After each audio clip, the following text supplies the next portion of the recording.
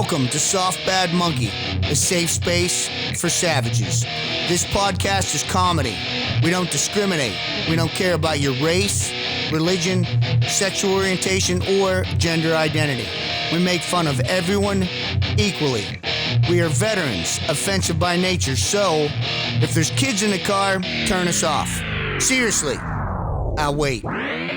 We've evolved. It's still JD and Uncle Steve, but now we have Paulie. As for Jay, he's fluffing on man porn. We talk like we are in a team room, platoon space, or whatever you call it. We're meat eaters and knuckle draggers, so put on your fucking helmet because we're coming in hot. All right, fucking episode whatever, Soft Bad Monkey. Yeah, I like that better. Jason and I need to have a talk about that offline when there's nobody here, but we don't. Yeah, we do. No, we don't. Yeah, we do. We'll figure that out. So, no, we're finally fucking recording again, and the good news is today we have a special guest in the studio, Carl, who doesn't have his headphones on because he don't want to listen to us. Carl's like, screw you guys. Carl's like, fuck you guys. Screw you guys. No, Carl's visiting from Atlanta. He's out here watching what we do here. Hot Atlanta. Ooh, are you into the darker meat too, sir? No? No. It's not his cup of tea. No, it is what it is, man. I find most guys in Atlanta are down with the darkies that are not of that race, kind of. Yeah. They love the chocolate. They love dipping in the pudding. Dude. Mm-hmm. I got to tell you, I'm one of those. Okay. I know, baby. Yeah, baby. The dog got a berry. Steve's the kind of guy that have like two badass black chicks all over him in a strip club. Big old titties, big old ass. Yeah, just chilling in VIP with like a fucking regular fucking next level tee and some fucking New Balance sneakers on and shit. And everybody's like, what the fuck's going on over there? What's up with that guy? What's up with that guy? He's like, I just got out of work, bitch. Just got out of work. So today's guest is a buddy of mine. Steve V is what we're going to call him because he's still working. Been friends with this cat for fucking 31 years. Damn, that's a long motherfucking time. Dude, 30 years Navy, retired as Command Master Chief, worked at fucking 5 different SEAL teams. 28 years of his active duty were SEAL teams. Whoa. 15 of those years fucking combat tours. Whoa. That's a hard charger right there. Dude, and he's in a fucking 18 Delta. I cheated. What do you mean? We had a little pre-Skype exercise prior to this to make sure it goes smooth. And let me tell you, nothing about that man says any of that because he has such a glow. Yeah, dude, his vibe is like, dude, he smiles, he's happy. He went down to Mexico and did some fucking post-traumatic stress therapy fucking treatment. We got it, dude. But what he did is he got like this venom from this fucking super poisonous frog, injected into his body and got a total fucking reset. Bro, I'm telling you. We're doing this, bro, Steve. I need a reset, Steve. There's bags in my eyes. I need a reset. That guy was super cool, calm, and collective. Yeah, let's get him on, let's give Steve a call, man. Without further ado, ladies and gentlemen. Without further ado. Pásame la hookah.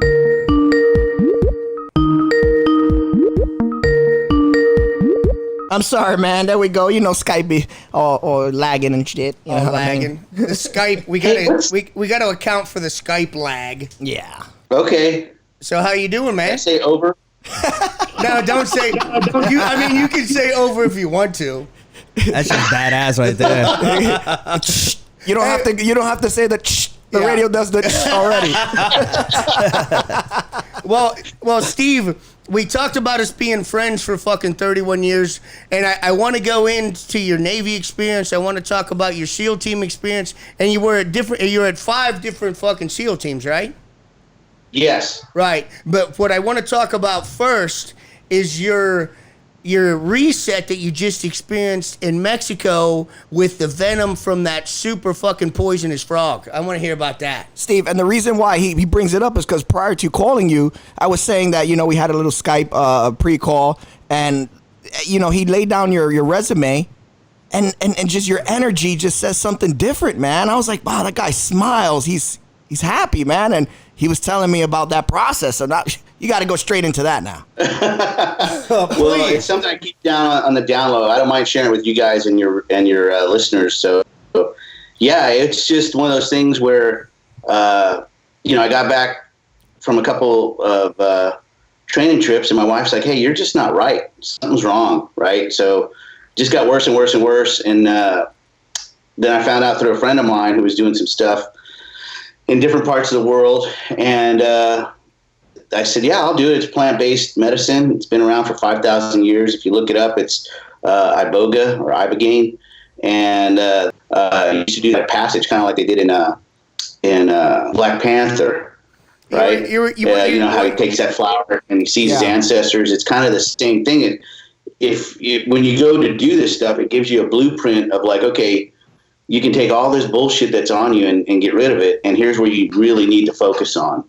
And so that was like the first part. Then the second part, you do that on Friday. Saturday, they call it the gray day. And then on Sunday, they said, hey, we have this great pairing for the experience that you just had, which is this 5-MeO DMT, right, which is from the Sonona toad venom. And, when they were explaining to me, I said, hey, you had me at toad venom.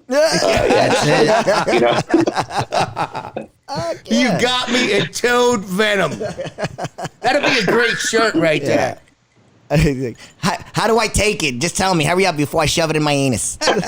Over. Over. Suppository route. That's it. Oh man, this lag is bananas. Yeah. So basically, it gave you a bird's eye view, as to the priorities in your life, and you kind of just chucked the bullshit and dedicated energy to what matters, is what you're saying. Spot on. Yeah, that's exactly what went down, man. It was just guilt, shame, anger, rage, all that stuff was it was deleted. And all those little voices in your head that tell you, you're not good enough, or you're this or you're that, just put on silence. And so it was like a stopgap is what this stuff does. And it just really helped me refocus on what's important in my life and what really matters. And, so you do the ibogaine and then you do the other one, and that one scared me to combat, then redo that. And I know you guys have probably seen some podcasts, like the one with Mike Tyson talking about his 5-MeO. It's great. I'm like, dude, it scared the hell out of me. So I don't know that I'd revisit that, but it was definitely an intense, gratifying and refreshing feeling all at once. It was multitude of attitudes simultaneously, if that makes sense. Yeah, I seen a documentary, I think it was on the Vice channel, about a ayahuasca retreat where they say people that are more prone to that those situations of trauma, they say that they probably take the trip a little worse, and they usually have like security around them. Was that something like, did they identify you as someone with this background and they had guys there just to make sure you didn't hurt yourself or others and stuff? Yeah, exactly that. I mean, this is our primal nature in some regards, where it just removes all the electronics. They open up, we're, down south, and you open up the window and there's the beach and just the breeze coming in, and they got 2 team guys there and then another 2 team guys here in case you blow a gasket. They can kind of wrap you up and say, hey, it's going to be all right. So you don't just, blow a gasket and jump off or something. Yeah, that had to be intense. And it's funny you said your wife told you, something's wrong. It's always that woman's intuition that always helps out. What happened with you, Paulie? Yeah. No, my wife, she's big in helping me out with my PTSD. Oh, man, that's awesome. I think the ones that are more patient, and not on that ego trip and, still on that, they understand that the man they have needs a little bit of patience and are willing to take that trip. I mean, that's a big deal. For guys that have that shit, that's a huge deal, man. Well, dude, fucking women are so superior to us. It's not, they fucking tolerate us. And Steve and I talked about this earlier. We always get women that we fucking don't deserve. They're fucking tolerant of us. The good ones. But they're far superior than we are. And not only that, the person who spends the most time with you is going to be the one who notices that shit. Yeah. In other words, I wouldn't find your wifey in a strip club. I'm just saying. Yeah. That's just me. Yeah, that's been my experience. So, Steve, what was the thing that got you into the SEAL teams? Unlike most guys, I wasn't like, that's what I want to do when I grow up. I joined the Navy. I was a pre-med before I joined the Navy in the 1980s, right? And the bottom of the market, the housing market fell out. And my mom was a realtor. She's like, hey, I can't pay for your school. You're going to have to figure this shit out. I was like, okay. So I joined the Navy. I was 2 years into a 4-year contract. And one of my buddies, I said, hey, what do you do? He goes, I'm training to go to BUDS. I go, what's BUDS? He goes, it's where they train SEALs. I go, what's a SEAL? And so I just started working out with him. And then I was in the Indian Ocean. I had to run my PT test. And I did the first one. I failed in Turkey. And then we did the second one. We did it in, I came in Marianas. It was a small little island off the coast of Kuwait. And, man, it was hotter than hell, but I had to run it again and swim it again. And I got it third time's a charm. So did that, flew to BUDS, and I met that young man sitting there without the hat on. That's right. I'm the only guy without the hat today. Right on. We've been friends for fucking 31 years. That's a long goddamn time. Yeah, we've both seen each other's ups and downs for sure, brother. Yeah, we were goon squad buddies. Hey, you got the plaque on the wall there. I don't even know what that means, but it sounds awesome. No, it's when you're at the end of the run. Yeah. If you don't keep up with the pack, they hammer the fuck out of you. I made every one of those. Every one. What do you mean? Like you was always in the back of the pack? If you're in the back of the pack and you haven't caught up to the main body, then they just hammer you. So are you a hammerer or a hammy? E. You get brutalized. Yeah. Totally worth it. Yeah. Yo, you like that shit? Oh, no. Not even a little bit. But it definitely makes you stronger. So what was your first SEAL team, Steve? Well, I want to go back to what you said real quick about the goon squad thing. The one good thing it did for me, and I can't speak on your behalf, is, like Steve said, we're getting just worked like a rib at a Sunday barbecue, right? We're just getting worked over. And by the time Hell Week showed up, it was no different than what we've been doing for the last 5 weeks. We're like, hey, 5 weeks, you can't. So we just went through it. But, yeah, so the first SEAL team, that was SEAL Team 2. That was my formative years in the SEAL teams. And we went straight to the Gulf War, and we got there right as it ended. So you walked around with the caution tape and paraded, got Iraqis to stand there and then fed them, primarily. No, we did some frogman stuff. Oh, we cool. We had to clear the harbor for munitions. Nice. We did some BDA on different targets that were on the border. Nice. So yeah, it was it wasn't anybody shooting at us, but there was definitely a lot of carnage there. I mean, I'll never forget it. It looked like Death Valley. It was just this huge thing where the Iraqis had done an engagement, and you could see they had a skirmish line, and they were obliterated. Then you see the second skirmish line, and they were fewer and fewer. And then by the time you get to the third wave, they had turned 180 degrees and were retreating. Yeah. You guys aren't coming back to fight again. Man, it blows me away to sit here and hear that you were there prior to us pushing up, because we saw the aftermath of that initial initiative, and you were there doing BDA. That's fucking sick, dude. That's sick. That's like. This guy's that talk shit. That's like, oh yeah, I was forward, tip of the spear forward. This motherfucker was there when they were dropping J-dams to prep the area, talking about, yeah, you got him. That's awesome. So after SEAL Team 2, where'd you go? SEAL Team 2, I came back. I started on a new platoon, and they said, hey man, you're not in a SEAL source rating. You're an aviation guy. Were you an aviation boatswain's mate, right? Medics. So they sent me to I was an ordnanceman. Oh, okay. What's that, ordnanceman? Well, we put bombs on planes. Without us, it's just another unscheduled airline. Oh, yeah. You're the ones who write all the cool shit on the bombs. Yeah. Yep. Exactly. Go to hell, Hitler. All that stuff. Did you write anything? No, I wasn't that cool. I wasn't that smart to put stuff on there. But, yeah, you didn't have to be real smart to load the planes with bombs. That's for sure. You did. That's a good quote there. You didn't have to be real smart to load the planes with bombs. All you had to do was be you able just had to be strong. And turn a wrench. Yeah. And turn a wrench. That's it. So you went to fucking corpsman school. What was that like? Dude, it was like put a box in the hen house. Young team guy with all these people that were there, and it was very very enlightening. It was my first exposure to women in the military, and it really was an eye-opener in how you handle that stuff. So it definitely shaped me in a way. It's like, okay, they're here for the real deal. Right. We got to harp on that. So what was your firsthand experience? Yeah, you broke up on me. What was that? I said we have to harp on that. What was your firsthand experience with experiencing females in service? Because, you know, being infantry in the Marine Corps is the very same thing. We are rarely kept within proximity of women, except when we go overseas and, you know, we start to see them in, you know, logistical capacity and stuff like that. And, like, you know, it's like a culture shock almost when you see a female in a uniform coming from the unit, like an infantry unit and stuff like that. So what was your firsthand experience? Well, you know, I was talking to him just like I would talk to any of the other guys, and he's like, okay, you can't talk to him that way. I was like, okay, you're a little bit too aggressive or too, you know, this is how you're doing. Get him the knife hand, like, hey, shut up, grab your shit, grab your stuff, let's go.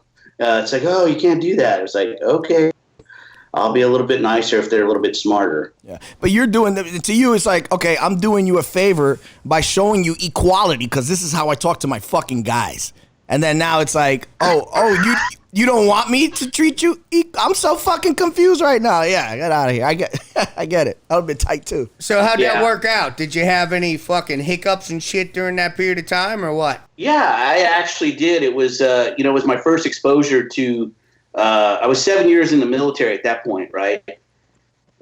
And it was the learning curve was straight up. I had 4 chicks approach me to have sexual encounters, right?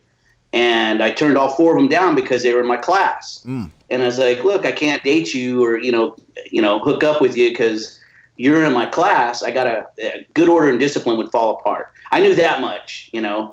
So I wasn't just a raging hormone going in there, but I was like, no, I ain't doing it. And so those 4 chicks, I'll never forget, they went in and they told the XO that I had done inappropriate sexual advances to him, right? And so he brings me into his office. This is the XO at the school, and I don't know what's going on. He interviewed all the people in my class, and then he brings me in. He goes, hey, he starts reading me my rights. And I'm like, what are you reading my rights for? He goes, well, you're accused of sexual misconduct and, you know, deviant behavior, this, that, and the other. I was like, okay, hold on. He goes, what do you got to say for yourself? I said, first officer, you have already made up your mind before you even talk to me. So last I checked, you needed to talk to the accused to see what was going on, right? Innocent until proven guilty. At least that was my mindset back then. And I said, secondly, you haven't even asked me what went down. You took those gals, those 4 girls, who have less than 7 months in the military over my word, who has 7 years. And I said, and I find that disturbing. I said, last thing is I've been harassed by professionals. So there's not a whole lot you're going to do to intimidate me, okay? And he's like, sounds good. And I was a second class at the time. That was an interrogation reference if you guys missed it. Yeah.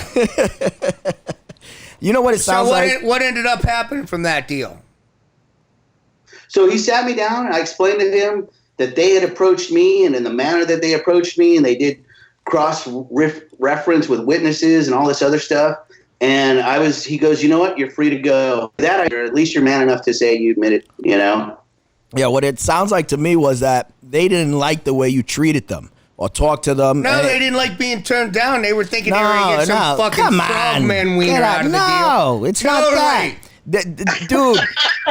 Dude, you're not thinking, like, you're not giving him respect for being a cynical human. They were trying in the advances to get him set up for a rape charge and shit like that, and he turned them down. So all they did was some hearsay shit.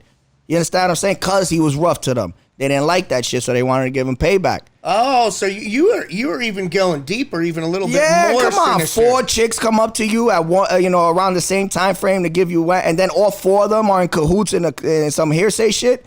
They was trying to set you up from the get-go. And you, being a steadfast motherfucker that listens to your sixth sense, did what you were supposed to do. Good on you, sir. Dude, I would have banged him, and I would have been fucking in trouble. Yep. That's why he's a superior human. He would have been caught on the fucking camcorder back then. It was a camcorder with the bunny helmet on. No, she'd had a Protec on with the strobe light going. No, Firefly, IR, and you were wearing MVGs and shit. That's right. Yeah, you got to do a gangster. Receiving rough anal. Just saying. So after SEAL Team 2, where'd you go? So I did course school, and then they sent me to the Army 18 Delta course. Nice. Right? First half at Fort Bragg, or Fort Chingon. The second half was at Fort Bragg, which was, it was painful. I used to tell my Army counterparts, hey, y'all could screw up a one-car funeral, man. Just how they overcomplicate stuff. But, that experience, again, young E5, maybe 8 years in the military, it was good. And I'll tell you something, Steven, you know this, because I got rolled. I was in 165, and I got rolled to 167. That was 2 weeks before I graduated, right? And I failed treading water. And they gave me like 6 opportunities to do it, and I still screwed it up. They said, hey, you know what? You just need a break. So they rolled me back. I had 2 weeks to graduate, didn't make it with that class. Came with the 167, made it.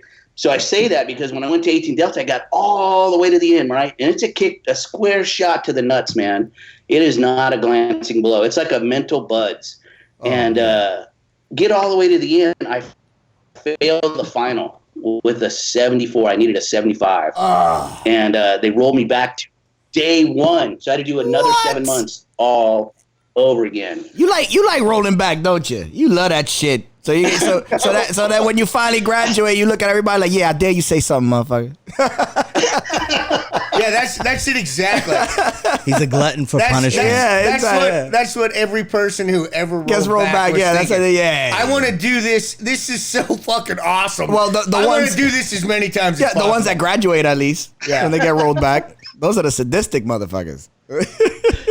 Sadistic is a word. Maybe not a word I would use to define that particular situation, but definitely a word.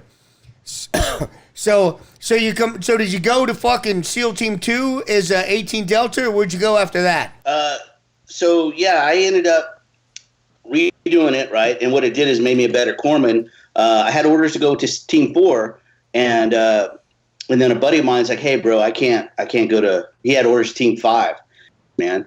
There's no way I can support him in California. I go, my whole network's in Virginia Beach. So I swapped orders with him, and I ended up taking the orders to Team 5. So I went to SEAL Team 5, got there, October 93, I can't remember, slept since then. But it was a good experience. Team 5, I loved it, man. Excellent. And then how long were you at Team 5 till when? So I made Chief in 99, and then I ended up going to SDVs. They were looking for volunteers to go to the SEAL delivery vehicle, which is where you've been. Yeah. Right? And that's true frogman stuff right there, man. True frogman.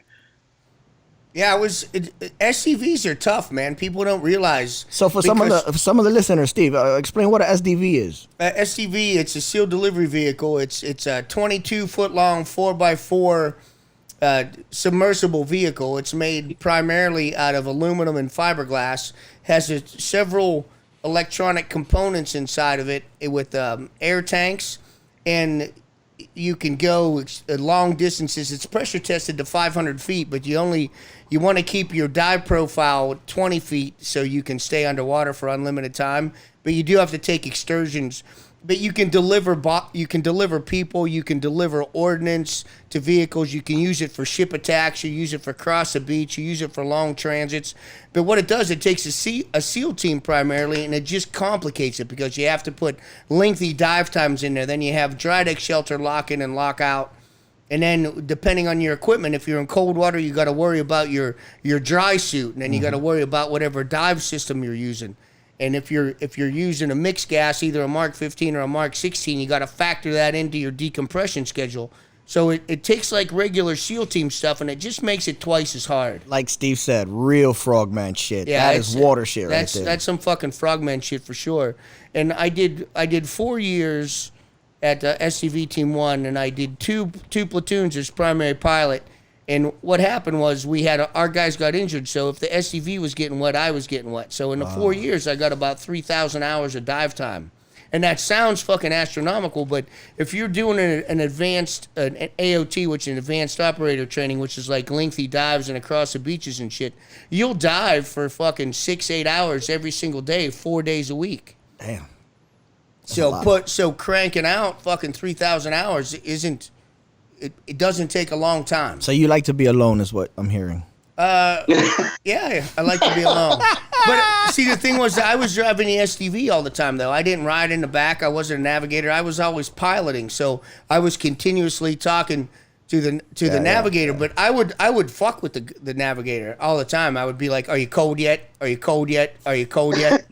Yeah, shit like that, just to fuck with them, just because you get cold. And as a pilot, you're moving around and shit, so you're not thinking about it. But as a navigator, you're just twisting knobs, and then the poor bastards in the back. Oh fuck! It's a lot of drag back there. No, there's nothing. But it has canopy, so you don't feel anything. Okay. You're just sitting back there waiting.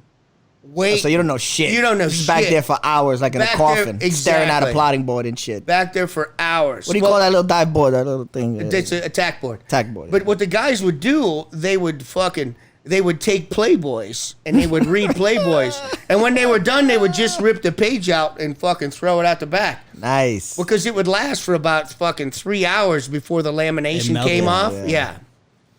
Wow. True story. True fucking You heard it here, ladies and gentlemen. Playboys is durable. They're diveable. If you ever want to know what it feels like, Steve can just put you in one of the dumpsters out back, fill it up with a bunch of ice water, and roll it down a hill. That's exactly what it feels like. I'm in. Let's do it right now. Well, but back then, because you got to waterproof all your weapons and shit too, so you got a fucking spectacular amount of equipment, and then you complicate it with diving and fucking saltwater and shit. And then the thing, my whole thought process about that whole SDV program was, it was a fucking terrible idea to begin with, and they spent too much fucking money. They couldn't shit can it, because anytime you have a phenomenal amount of electronic equipment in saltwater, you're gonna have problems. So I'd say 25% of the dives would get canceled because they would have electronic equipment problems. Was that your experience also, Steve? Trying to upgrade it, and I think you're right in point. There's a really good SDV missions are just phenomenal now. I mean, those guys are just they're knocking it out of the park. Good. And I mean, when we were down there, I was at SDVs. We did the pre-invasion type stuff for Iraq. So we did a lot of proof of concept with the SDVs on the back of Mark Vs, and we did this long ass transit, 500 nautical miles. Got to launch the SDV off the back of that thing, and then get underway. And so we did a lot of proof of concept. We did all the rehearsals, everything, man. And we were like this close to the invasion day, and they're like, "Hey, your sister platoon's here to relieve you." We were like, "Fuck, no!" And they got like a quarter training. We actually did the first unaccompanied transit with Mark Vs through the fucking Straits of Hormuz. JD, I'm not going to say his last name here, was the OIC of when they were still special boat units back then. Of course, the thing was fucking bristling with fucking, what is it? The 249? Is that the 40 Mike grenade launcher? No, it's a Mark 19. Oh yeah, the Mark 19, and then the double fucking butterfly trigger. Yeah. So we took 2 Mark 5s through the Straits of Hormuz unaccompanied. It was pretty fucking That's awesome. Sexy. It was good. Did you let them rip? The Mark 19s? No. Oh, we let them rip. Oh, we let them rip. Well, all day long. it was before anything was going on. I think they were doing it to see, because it would have been different if the Iranians would have come out. It would have been a different fucking show. Yeah. It's a sexy sound, dude. Yeah.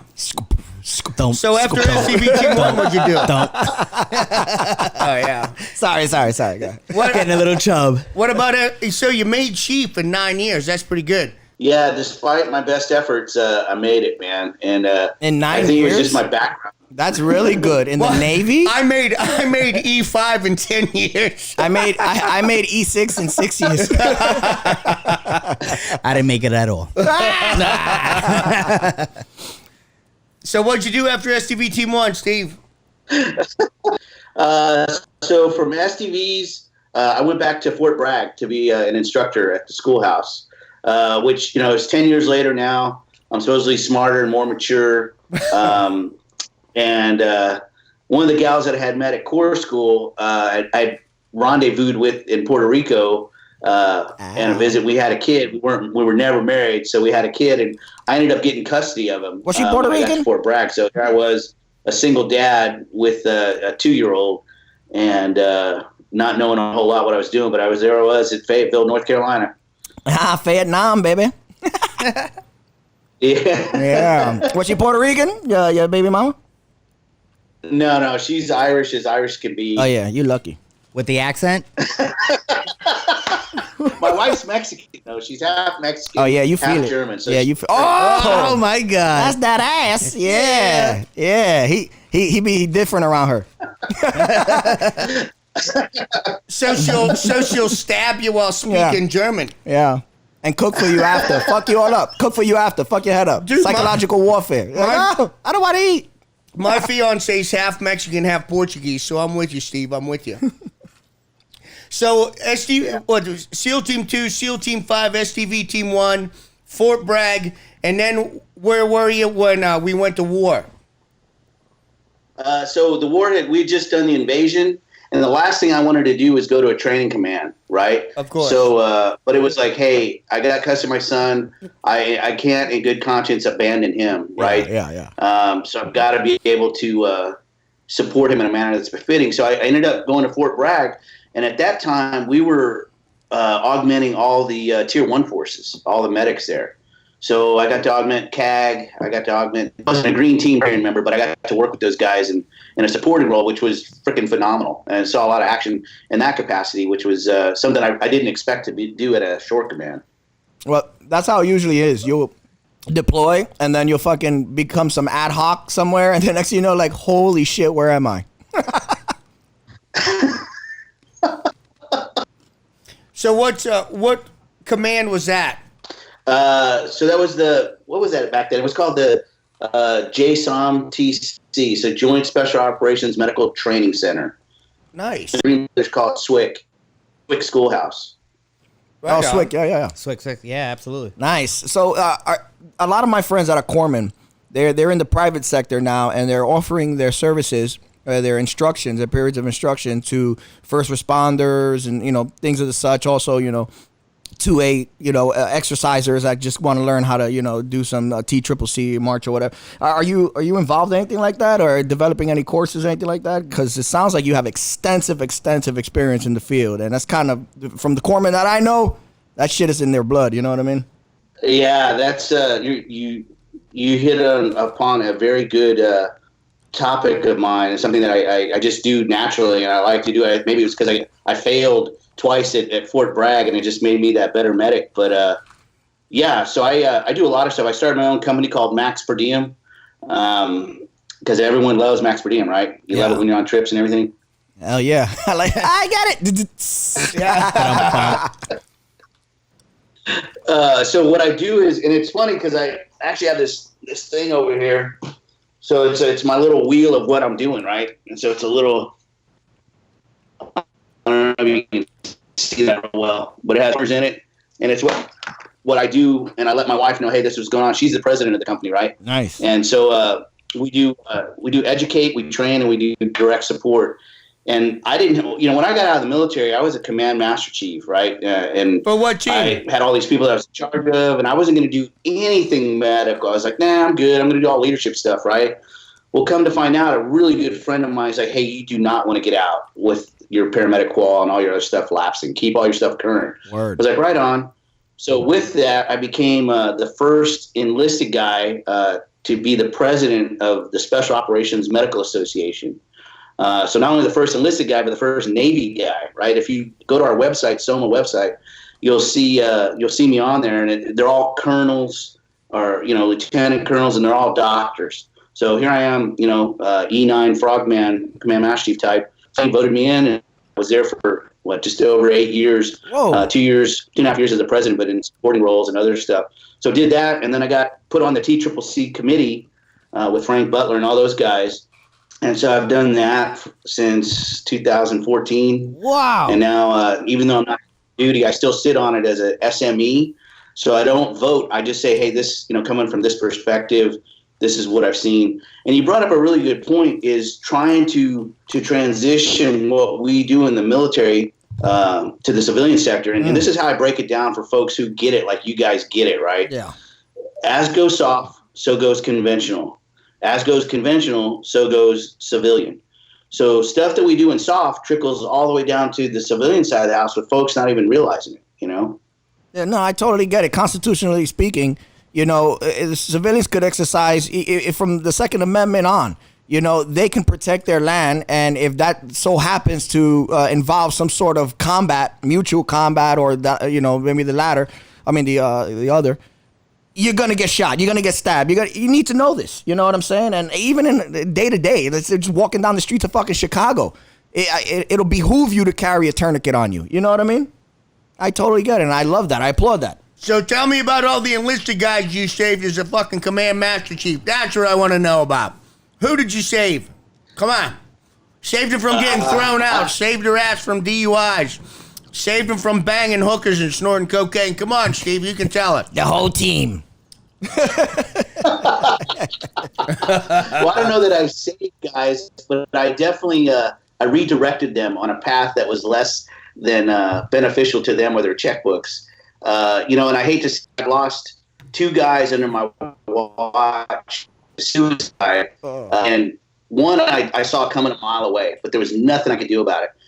Because he did exactly that, Steve-O. He would go down to TJ, get some hookers and blow, and then, you know, come back and stuff like that. And then, you know, he ended up just losing everything, and he offed himself a while back, which just broke my heart. And then another friend of mine, through combat-related injuries, he became a PA. You know, he was a non-medic, and I said, hey, bro, here, I'm going to help you fill out your prep package and everything, because the military had a PA program that they could get put into, and he was a non-medic. Wrote him all this stuff. He got put into it, and then I just found out he killed himself about 1.5 years ago, and I didn't even know that. So those guys that make those bad choices, you know, with the alcohol and stuff, I try, and you know, I'm a nice guy too. You give me a reason not to be, and I'd always give them a chance to try and correct. I was just telling my wife this one story. I had 2 guys, both E8 senior chiefs. One ran my sniper course and one ran my ASO course, right? And they were both being jackasses. And I said, hey, and I did the old anchored in, you're not good, right? And I need you to be good so that this place can be great.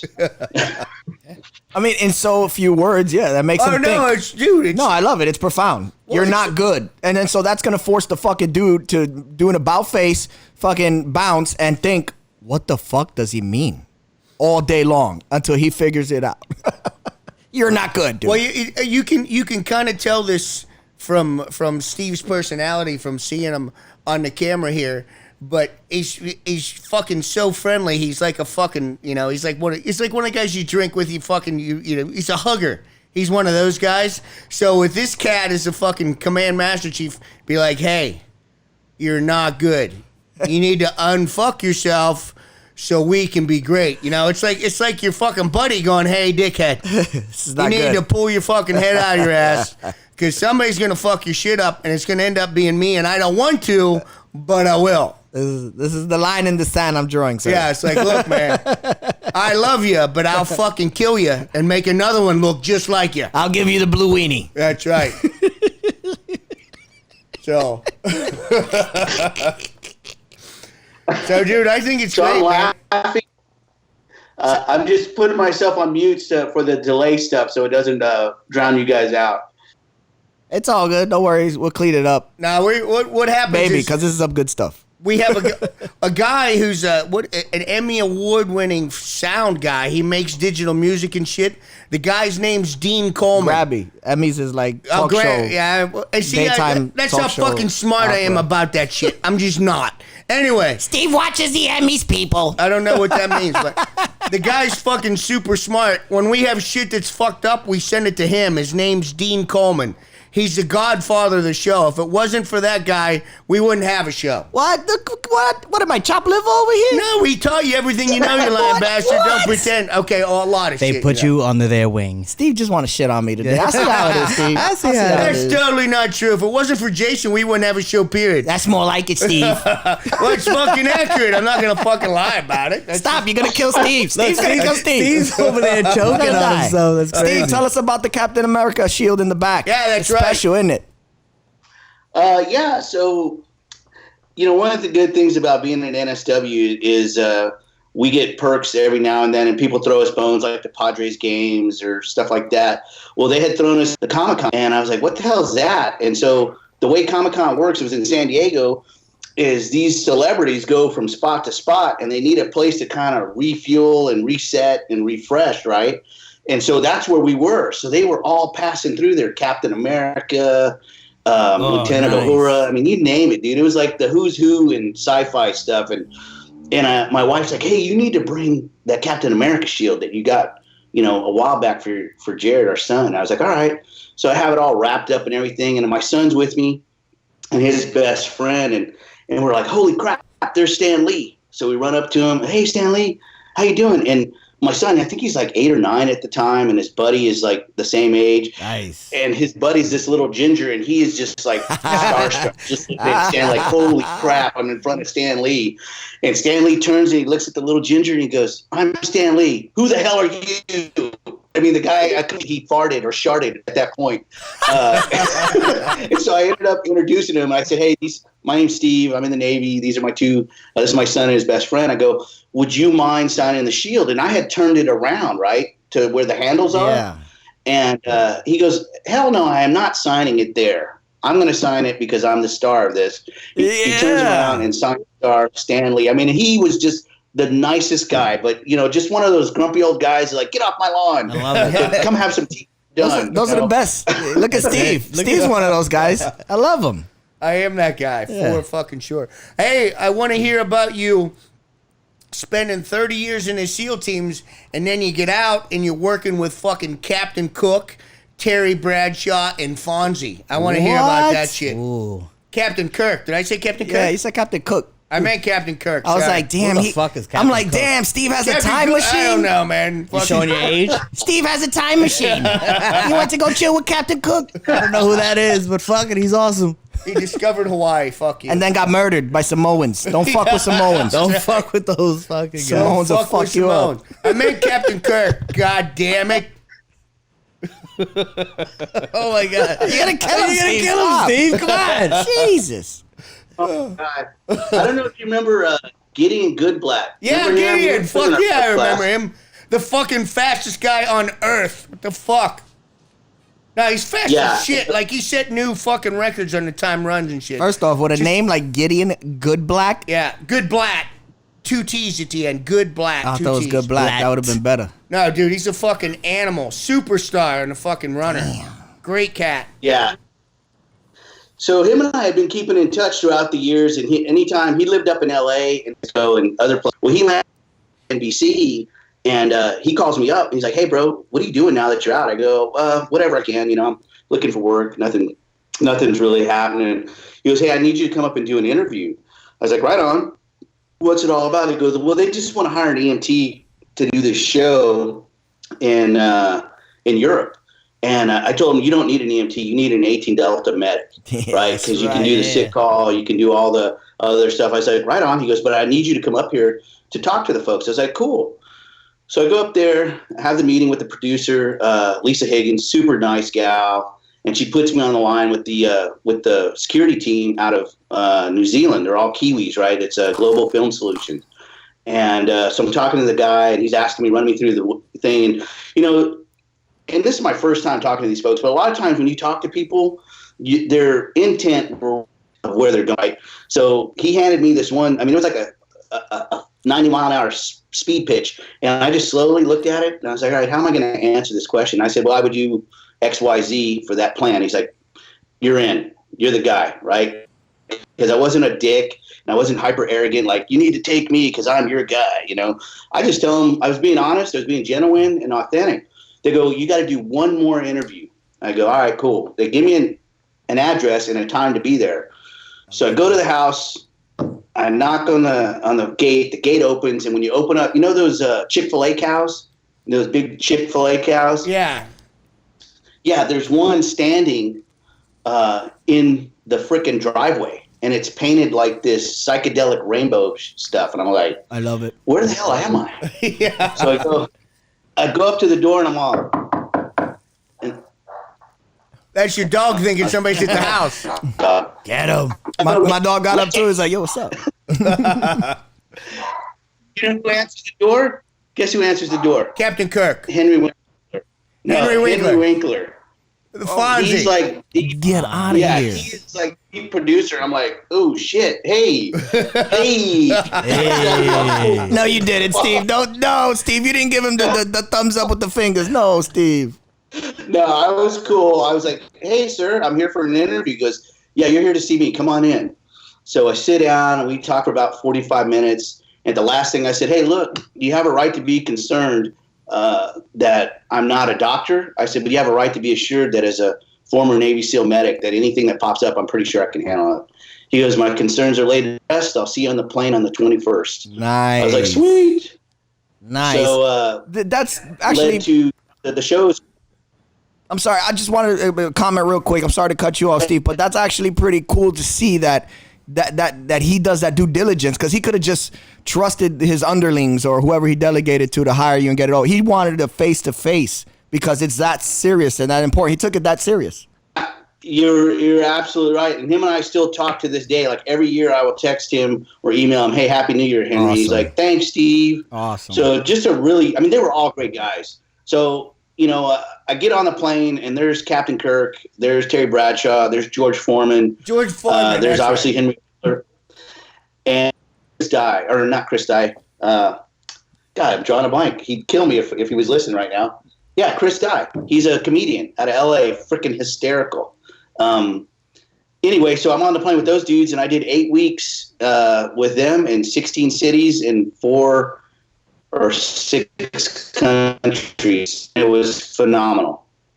Nice. Very cool. Have you continued to do any work similar to that after the fact?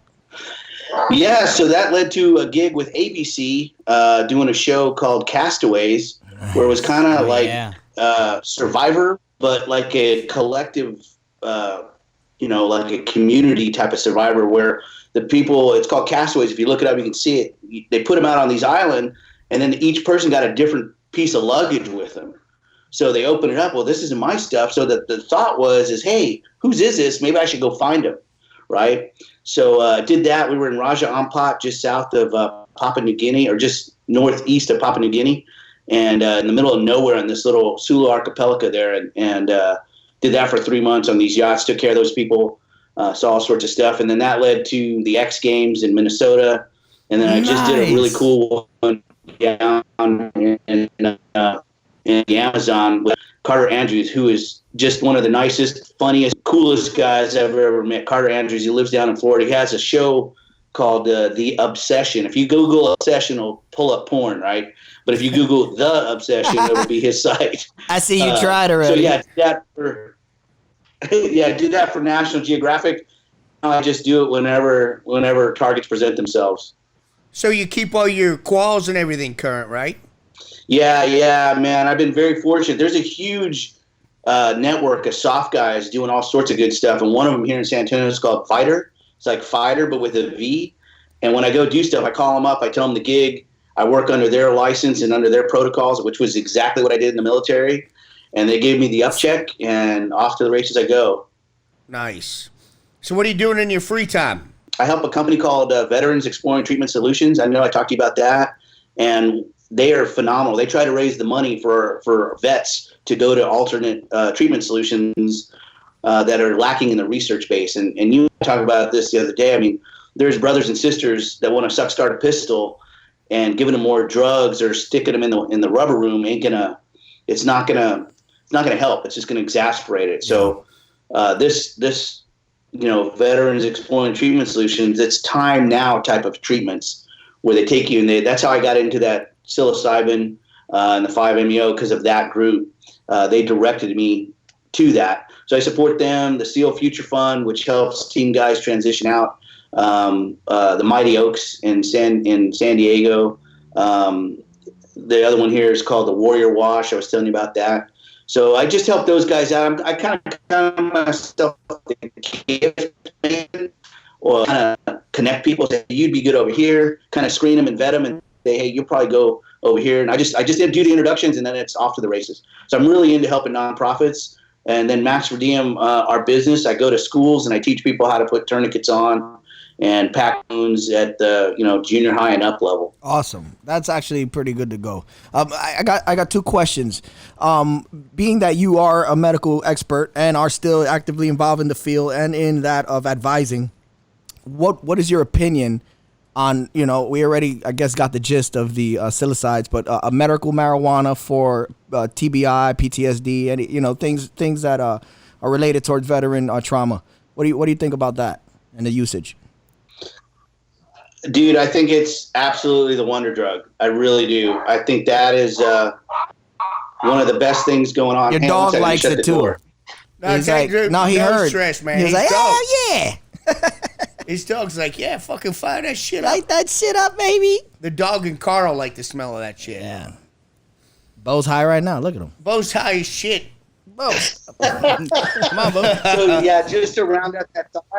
I've seen that stuff just dial down people in the most wonderful way. It just takes the wrap off, and kind of sets them. And especially, they have those two, the sativa, right? And sativa, and then they have the indica, which we call indicouch. But yeah, I think everyone over the 85 should hit that at least once a week. Just take a wrap off, man, and get the stick out of their ass. Yeah. That's what I think. And for veterans, I've seen it really work on guys that need it. Just give them a mental break. Yeah, kind of like, calm down the aggression, But I would say this, just a caveat on that before we transition to something else. For those of you thinking about using marijuana for said purposes or have tried and find yourself in an uncomfortable experience, you got to kind of like wean yourself into it. Don't fucking smoke with like championship fucking friends and shit, in a circle. Just, in your own controlled environment and just wean yourself into it. Cause, you don't want to hit that high grade shit. You know what I mean? That in the couch that Steve's talking about. And then next, he's like, I'm done with this shit. Exactly. What's your other question, Jason? Go on. All right, so I had a question. I'm in the NYPD, law enforcement, and again, you're the subject matter expert. There are a lot of tourniquets that are out there. There are different forms of stopping gunshot wounds, stabs. What is your preferred tool in regards to that? Something that the listeners can go out and maybe purchase on their own and keep on their gun belt and know how to use it. I tell people all the time, I can stop the bleeding with this. It's my trigger finger. I got to put it in a hole and I can stop the bleeding. And most people don't want to do that. But, the CAT tourniquet is a widely used tourniquet. I'm sure you guys use it in the military. And the civilians are just now getting it. It's expensive, but, is your life or the person you're trying to save, is their life worth $27? I'd say probably. That's the going rate. You probably get it cheaper on Amazon. But a tourniquet would be the best thing. I mean, there's all sorts of good stuff out there. There's, I'm not even name brand names, but just tourniquets would be the start. And then just be having that presence of mind, right? You got to get out of that mindset like this isn't happening. And that's one of the things I tell the kids when I teach them. I said, hey, you're at home watching Netflix and you hear a knock at the door, right? Knock, knock, knock. And you open the door and there's a baby there. No. But what you do next is your responsibility. Do you take that baby, go throw it in a dumpster? Do you take it to the firehouse? Do you call the cops? And I liken that to the same thing of when someone's bleeding, whether it's a car accident where they got hit and they're clipped and they're femoral bleed or something. Is it your fault that accident happened? No. But what you do next is your responsibility. Yep. And you need to be able to have enough presence of mind to get in there and get amongst it and stop the bleeding. And practice with those tools. No, and I get what he's saying because at minimum, he's preaching to be aware of the situation and be in the moment. So he's saying, ask yourself, what are you going to do? We already discerned you're responsible from here on out. What role are you going to play? So if someone is that within the moment, they can actually decide, well, fuck it, let me help. You know what I mean? I get it. Yeah, and you're right. The practice is what it's all about, man. I mean, you got to suck when you start just so you can be better when you're done, And that's what people, I don't want to do it because I suck at it. Well, no shit, we all doing stuff. You just got to do that repetition where it's just muscle memory. It's like going to the bathroom and you leave and you're like, did I flush the toilet? And you go back and you're like, oh yeah, I flushed the toilet. Muscle memory, man. Same thing. So my second question, Steve, you brought up that Max Per Diem has been doing seminars or training scenarios in schools and teaching children how to, basically apply TCCC, things of that nature. So I imagine this is in response to the uptick in active shooter situations, amongst schools. What do you suggest, at minimum, the teachers should have on deck for said situations, aside from the school system, because purchasing and all that bullshit, but like if they came up to you and say, what can I do that's aside from the school system to ensure my students are safer? They can go online. There's a bunch of really good companies. The one that sponsors me, and I'll do a shameless plug for them, is called Focus Research Group. Is that with Rob Hanna? I didn't hear you, Steve. You broke up. Is that Rob Hanna's company? Yes, sir. Yeah, yep. He and I did a platoon together at Team 3. Good fucking dude. And Focus, PHOKUS, Focus Research Group. They're a bunch of fucking solid cats doing the right thing the right way, for sure. Yeah. So you can go to their website, look it up. I mean, at the very least, I tell people, those little rubber band things that you use in the gym? Yeah. Those bands, those like little 3-inch bands. You could use that as a tourniquet, right? It's just what I recommend, and you mentioned it perfectly, is the practice. But go online, do some research. There's a ton of products out there. Just be mindful of copycats and knockoffs, like the Chinese knockoffs for the cat tourniquet. We see that the windlass on there, it's that little thing that you spin, will snap because it's cheap plastic. But Focus, they'll send me also a good company that I use, North American Rescue, NAR, and then Combat Medical. I've heard of those guys. Yeah, North American Rescue. Yeah, that's the biggest thing. They all hook me up. Yeah, that's the biggest thing is a lot of people will stretch them out, they'll pull them out, the material will start breaking down, and then you can't use it. And then also, there's people that walk around with them, but they don't set them up appropriately for fast usage. They don't unravel them and they don't know how. Yeah, exactly. They're still stuck in the plastic. Yeah.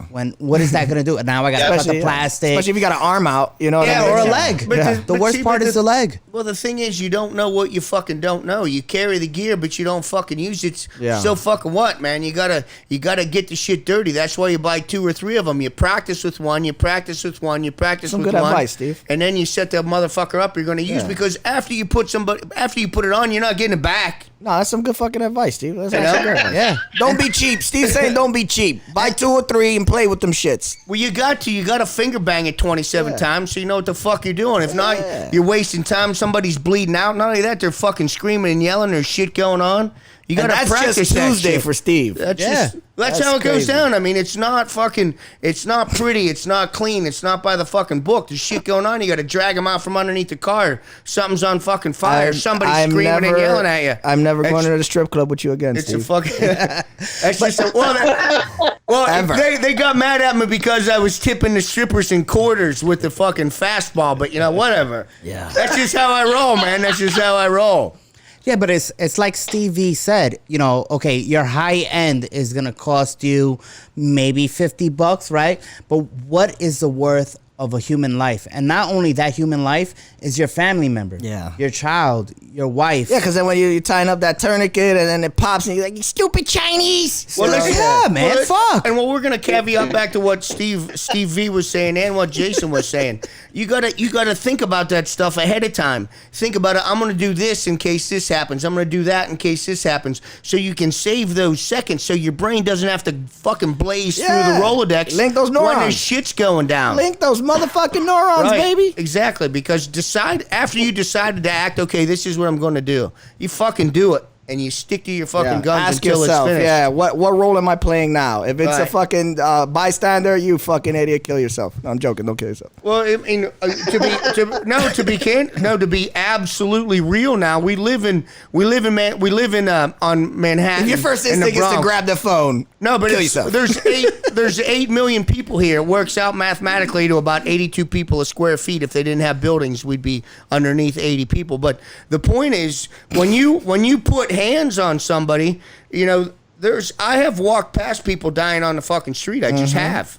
Because and I'm a fucking asshole. That's just the way it goes down. But you got to make that decision, because what are you subjecting yourself to? Yeah. I mean, your brother, your family member, your friends. That's a different situation. You don't even think about that. But like you're out there and you're doing stuff. You gotta. There's things you need to think about. There's blood-borne pathogens. There's disease. It's a real thing. Yes, but first and foremost, just like being in the house, and you guys know where I'm coming from. All right, it's fucking lone shooter, then down shooter. You know what I'm saying? I'm sorry, it's danger area, lone shooter, and then down shooter. So something happened to that guy. At least look, pay attention. What the fuck? So you're not another casualty right next to him. More so if it's a stabbing or shooting, don't go right to his aid right away. See if there's anybody lingering in the area. Don't save his life, motherfucker. You know what I'm saying? I'm shooting. Somebody's gonna hook you up. Yeah. Yeah, and Steve, you would have been proud of us a couple months back. JD went out to walk young Bo. And the next thing you know, this poor older lady gets hit by a bicyclist. So sad, bro. And the next thing you know, JD's like, he's performing, aid to this lady. I go out, I go smoke a cigarette, and I see Bo wandering. I'm like, where's JD? Yeah, my dog is like alone, unleashed, running around the streets and shit. He's like, what the fuck? And then my mind's going crazy, and I'm like, did JD get hurt? What's going on in the corner? I love my dog, but there's a lady on the floor, you know what I mean? So I had to let him go. For me, I'm like, yo, where's JD? And the next thing you know, you're performing aid, and like I rush over, I'm clearing the crowd out, I'm moving people over, and then we're doing work. I had to push a group of 3 girls that had their cell phones up. I had to push them out the way because I didn't know what was going on. I saw the bicyclist hobbling around, and then I see the 3 girls hovering over something, and they're just like, oh my God, she dead? Oh my God. And I just hear these voices. I'm like, what the fuck? So I drop my dog, and I just go right through the girls, and I just push them away. I'm like, are you fucking serious? Get the fuck out of here. And I see the old lady on the floor, and I'm just like, God damn. So she was out cold, so I'd imagine they thought she was dead, but no, man, we got some time. You know what I mean? And it was crazy because then I show up and like JD's doing work and I'm like pushing people off the phone, and I grab my phone, I get on the phone. I think if it wasn't you, because he's a detective, so he called for help and it came right away. But yeah, I'm on like 911. I'm like, hey, this is Detective Rivera. My partner's over here helping this young lady or this older lady with a hematoma, and like he's calling stuff out. Hematoma.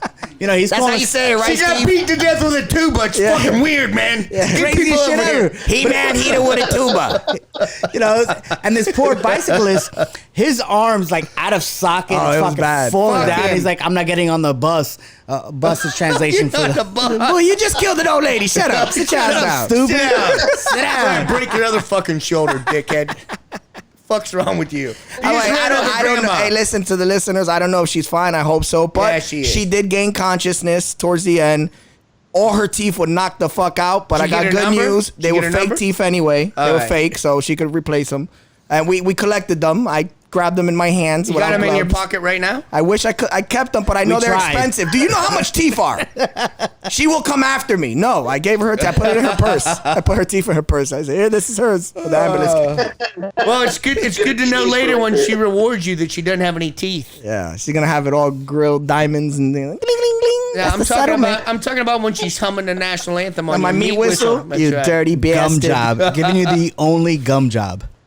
Look at Steve. He's like, what the fuck kind of show did I get on? I'm sorry, dude. He fucking knows. Y'all are all dialed in, man. I mean, you're like you said, you took a minute to piece it together. It's like, okay, what's going on here? So you had to piece it together, and then you made a decision. It's like, all right, that's the issue. I'm going to go dial it in for work, and exactly what it is. I mean, you could have told one of those chicks, hey, get on your phone, call 911. You hold this here, you do this. I mean, we were on a bike ride on the Strand, and a buddy of mine, I get a phone call. And, we're at IB in Imperial Beach, and he was just south of there on the bike path. He's like, dude, you need to come pick me up. I'm like, what the fuck? I go down there, same thing. He was on one of those road racers, flipped over. Oh, my God. His whole right side of his body was just hanging. I was like, yeah, you don't need my help. You need an ambulance, bro. We need an airlift. No one did a safety brief before this shit? Where's the airback? What do you guys drink there? Oh, tell him, Paulie. Okay, so I put a JD on. It is a sipping rum. It's called Zacapas, and it's from Guatemala. It's Sounds wonderful. Yeah, it's rum, but sweet almost, kind of like a maple syrupy kind of after note It's sipping rum. It's really delicious. You gotta try it. You drink it like a whiskey. You got to get up here to the city. Come here to the studio. Have Jason tattoo you. We'll buy you a steak. You can drink some sipping rum. It'll be My good specialty is tattooing wangs, and in lieu of the coronavirus, it's half off. Half off wang tattoos. Hey, Jason, you said something earlier. I want to circle back on, and and I want to make sure that your listeners are captured that, because you're absolutely right. If you do partake in any of that marijuana, the 21st century weed, it ain't like that shit from 3 decades ago. It's not skunk. This ain't what is it? This ain't what is it? Mexican fucking. This isn't your grandpa's pot. This isn't what is it? Mai Tai, gold Hawaiian Thai, whatever that shit, Thai stick, or that shit from Cheech and Chong. No, man. Cheech and Chong will get fucked up drinking. Dude, Cheech and Chong smoked this shit, and they're talking to dead relatives. No, I see them nowadays. They're actually they're a big time on Vice and then the pot cooking channels. And they're huge. They're huge fucking icon celebrities. They got their own marketing stuff for marijuana products. They're in there.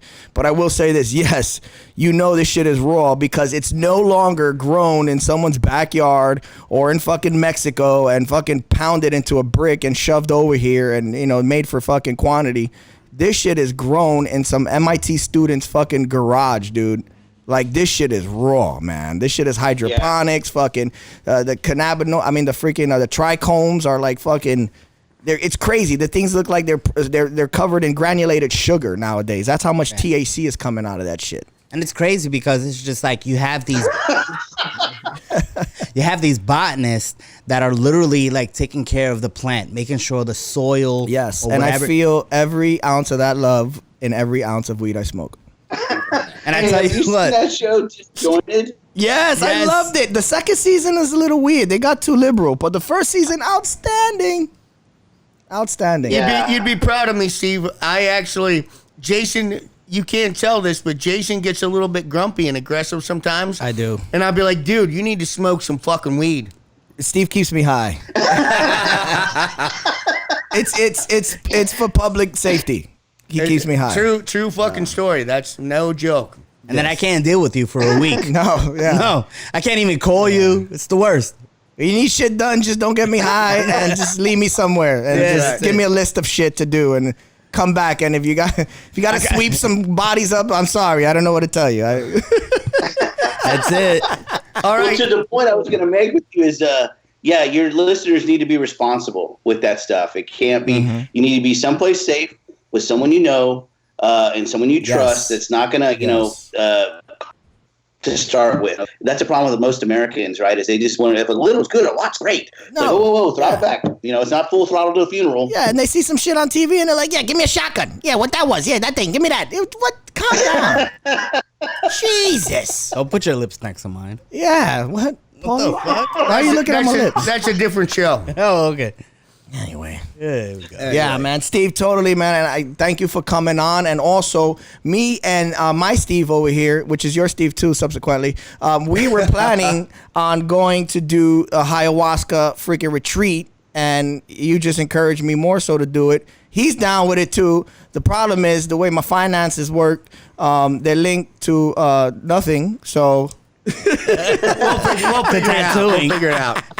Now we'll circle Steve back in. Maybe he'll be available. He can come down and participate in the ceremony. Yeah. No, he could be our shepherd through this fucking transition. And he's a fucking 18 Delta, man. Yeah, that's They're it, not man. going to be He'll make sure he'll give me an IV after I pound the bottle. Fuck yeah, we're Marines, so you already know. You're used to that shit, Doc. Yeah, it's over. Well, I will tell you, the ayahuasca experience I haven't done, but everyone I've talked to that has done it and all the stuff I've read about it is you need to take an extra pair of shorts because a lot of times there's some back end business that comes out, and so that's one thing I liked about the Ibogaine or Iboga. All right, I'm gonna do that one, people. Steve. Sold. If you were vets, yeah. If y'all are vets, y'all can talk to the vets, the Veterans Exploring Treatment Solutions. They may send you guys down there for free. Because that's what they do. That's what the fundraising is for. We're gonna get guys say, "Hey, here's a treatment you can go do." We're gonna hit you up for that, Steve. We're gonna hit you up for that. Maybe we can do something where we can record it and people can see the experience and not be scared. and go do that instead of turn to the bottle, which I'm very hypocritical drinking, but I don't drink a lot, right, Paulie? No, do not drink. like Do one not glass. follow my example, please. What are you talking about? Bro, I drink way too much. I know, motherfucker. We'll talk about that later. Yeah. He's always yelling at me. I'm not always yelling at you. Well, Did you drink a lot but this it's because week? he's a cop, so he can't smoke I the can't, I ganj. can't do anything He can't else do the but touch this ganj. fucking stupid bottle. They and I need hate to it. legalize this shit. It's the worst. all right. Well, I'm a bit of an asshole too because I'm sober a long time, so I'm Exactly. watching a little bit too Exactly. close, maybe. But you're It's supposed possible. to. You're supposed to. I do. Your Uncle Steve. And also, Steve, you know me. I'm that guy. It's like, hey, what the fuck, asshole? The fuck's going on with you? Can you imagine Steve High is probably worse. He's probably got like an itinerary and shit. All right, 12:45 fucking Subway, fucking 12-inch sub, dude. You're like a minute out. Hey, what the fuck? All right, bro. Well, hey, this is where we cut it. Anything you want to give us before we cut off the interview, bro? Let's drop Max per diem again. Max per diem. That's right. And who else? Focus Research Group. The Veterans Exploring Treatment Solutions, the SEAL Future Fund, Mighty Oaks, and did I have another one? Yeah, that's about it, man, for those nonprofits. That's a lot. And thank you for the opportunity, man. I've never done one of these. Oh, nice. Why not? You're awesome. Well, I'm serious, dude. We'll Podcast. We'll get you out here to the studio the next time in New York. Let me know ahead of time because we're gonna set up the cameraman. I'm totally not kidding. We'll have you come out, get you tattooed, we'll take you out to dinner. We'll film the whole thing. It'll be fucking great. You can come and see the studio. It's just like a big man cave. Come and see the studio and hang out with us for a day or two, man. It'll be fucking beautiful. Steve. Okay, on one condition. What's that?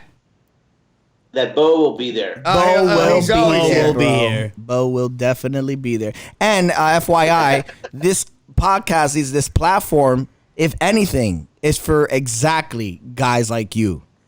The future. Like, you guys are the experience. Like, we look forward to, like, looking into your story, projecting. Like, I could see now by your advice where I'm headed. This is your platform, man. That you are the people we look up to. So this is what it's for. You should do more. And what we started the podcast because we wanted to get the word out there to vets that there is light at the end of the tunnel, and it's not a fucking train bearing down on you.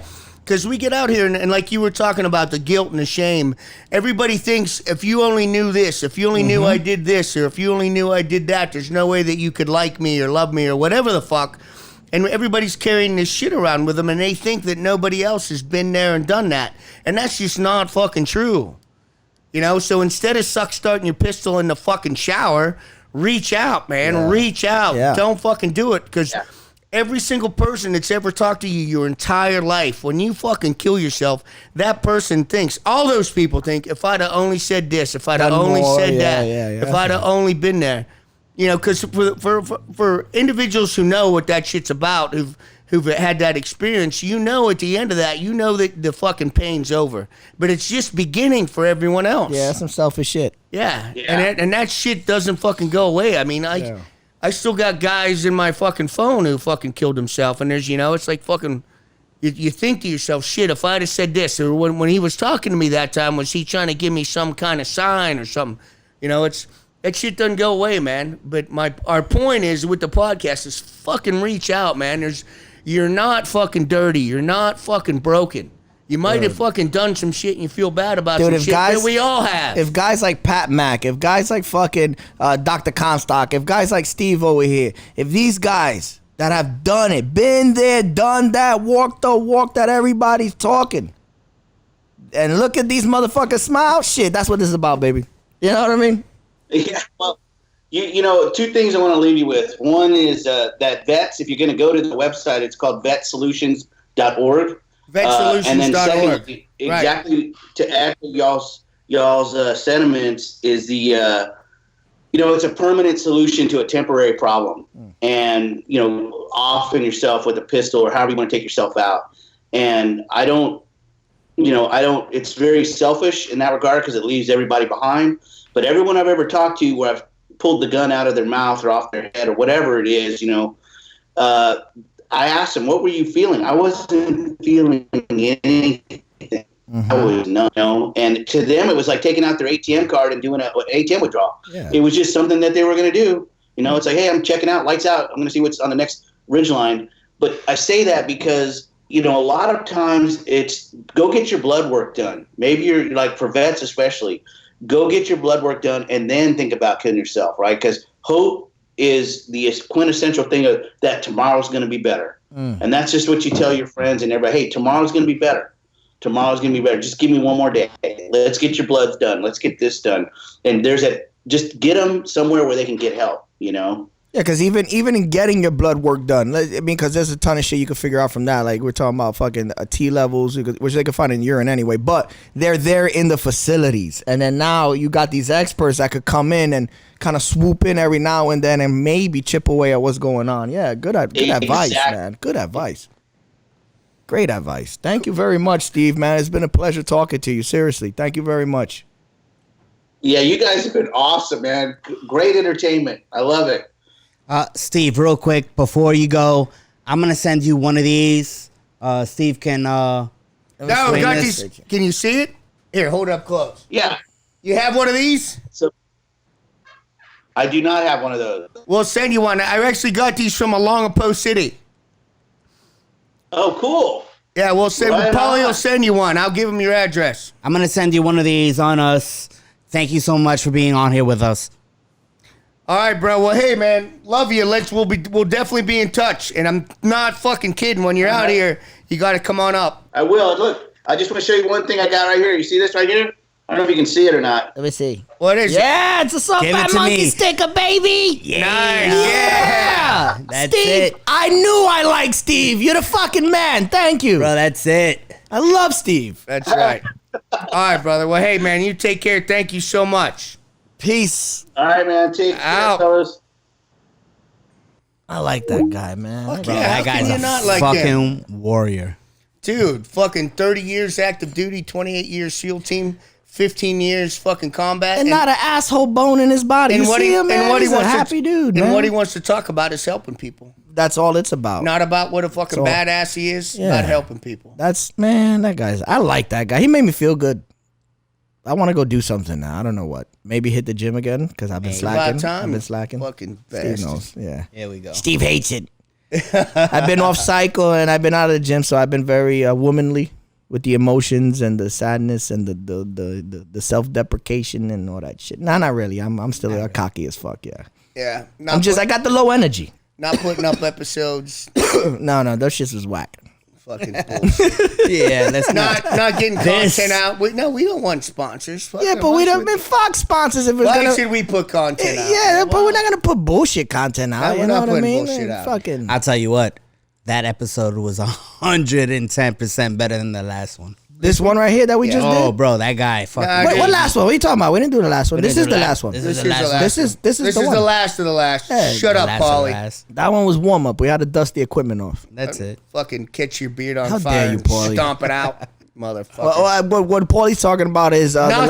last Talking about episode. nothing. Last episode we had technical issues again. Right. And so the interviews were fucking tore up, where some of it wasn't recorded, some of it was. Tore up from the floor up. Yeah, so. Yeah, and we got Harold back. Harold's Harold's back. back. Hey! That's what I'm talking about. Like, I that got was a Harry test run. here. That was a test run last Yeah. week. And with all that being said, we got some fucking solid shit coming up this fucking weekend, guys. Dude, we got a lot to talk about. Going to fucking Gettysburg. Going Yes, to Gettysburg dude. Friday morning, Pound it. 8 o'clock. Harold, you ready? Harold's ready. You ready for your liver to quiver in fear? That's right. We have tattered flags, right? Right, so we're going to Tattered Oh. Flags first. We're going to meet some people, do some stuff. We're Listen, not going to give away too pickle much spears. information now. Pickle spears, wings, all right, Yeah. sweet potato fries, Nice. That's it. a shot of Franco Tirador vodka, baby, and then the good shit because Now, you got to Yeah. save some energy, you rap No. I'm already like, my You veins fuckers- are like, I need it. You fucking I rap, need it. You fucking rap bastards better be able to perform because I'll kill you dead. I'm letting you know right now, I ain't performing shit but being scared and high. Okay, that's fine. That's my job. All I need to do is drive When down people there. ask me, Shut up, you're going to be there too doing one well, more. they can't be high and scared. I'm That's the what only saying. one. All That's I need taken to already, do dude. is drive down there. You're Then after that, you're you know, doing the little tattered flag. motherfucker.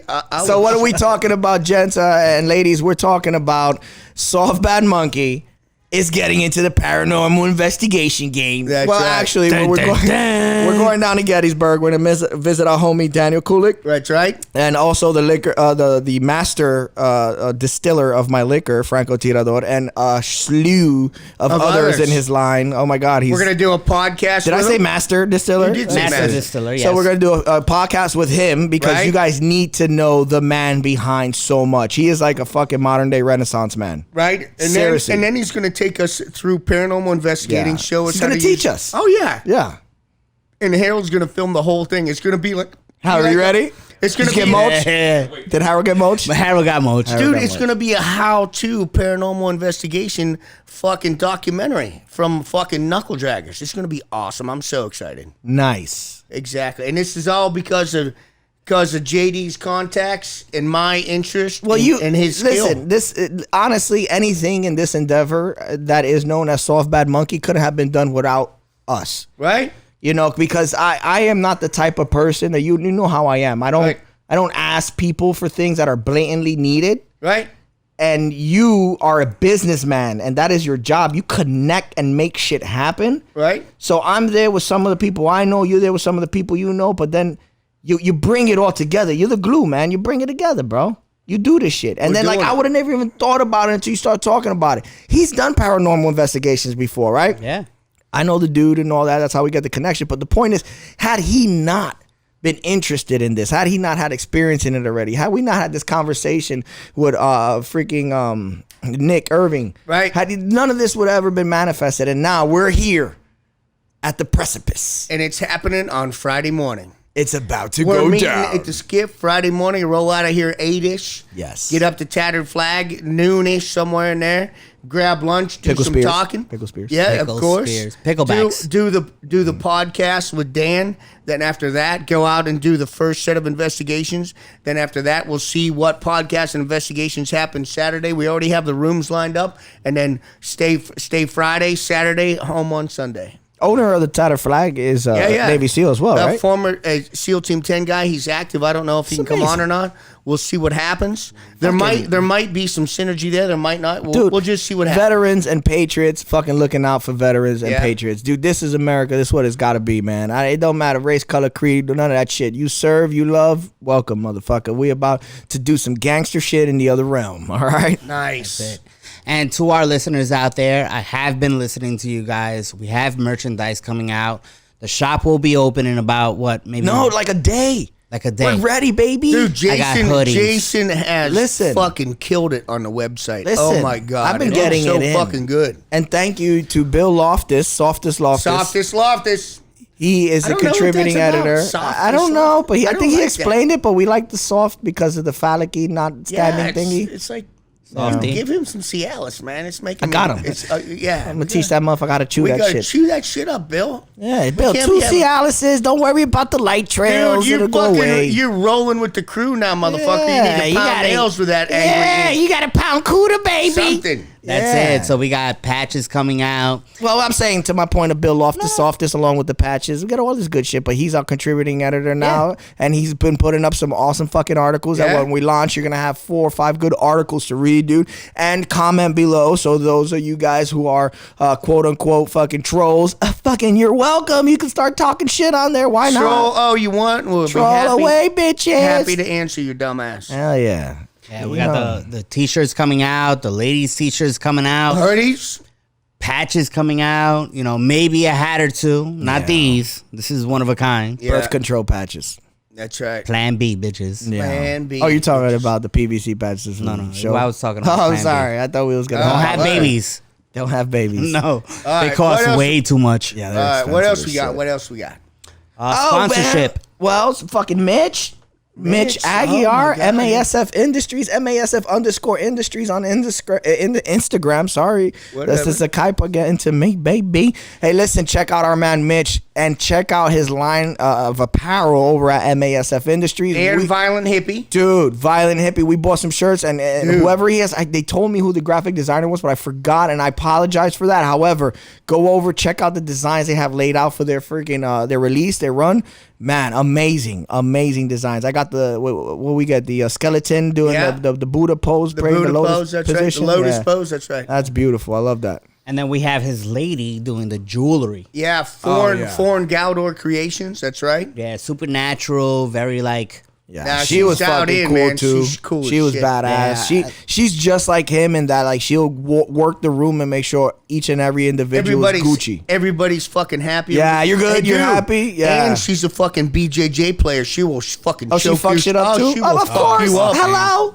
Well, that's yeah. Hello. That's the synergy. Is like I look everybody around Mitch will fuck somebody up, man. Oh yeah. Yeah, I was looking at her jewelry, and then, like you can see the symbiosis of it. It's just like this Symbiosis Yeah. Yeah, of what, fighting and jewelry, yeah, because you see the stone and the stone with the different colors, and you see where it's coming from. and that shit is wrapped in an armbar Yeah, made the out me- of brass. Choke the fuck out. but the way the metal comes around it, it's just like taking control of that stone. You put one in your ass, Paulie. He's Maybe got one in his ass Yeah, right he now. does. I put it in my cornhole. With a foxtail. Yeah, it anchors him. It anchors me. It brings me solace. But you got black opus in there. You got a black moonstone in your ass. She's gonna kill us after this one. Yeah. What are you talking? Look, what's going on with fucking China, guys? What's the latest and greatest? Dude, Which I'll I tell hear you, some funny style shit. We just talked to our fucking buddy, Wildcat D on Instagram. He was one of the protesters in Hong Kong. It was funny. They had all those protesters. They were looking close to doing something. And next thing you know, there's a virus that's fucking killing people. Is the Chinese government involved? CCP. Probably. Yeah. Communist, Chinese Communist Party. They gangster. You know, they're not playing. Yeah, they're still making people disappear and restricting information and all that. Every goddamn thing. Yeah, it's the SARS vices. They're a bunch of hoes. Well, what I heard today, I'm sorry to cut you off, Paulie. What I heard today in the news, obviously speculation. We all know that shit's biased as fuck, but I'm gonna say it.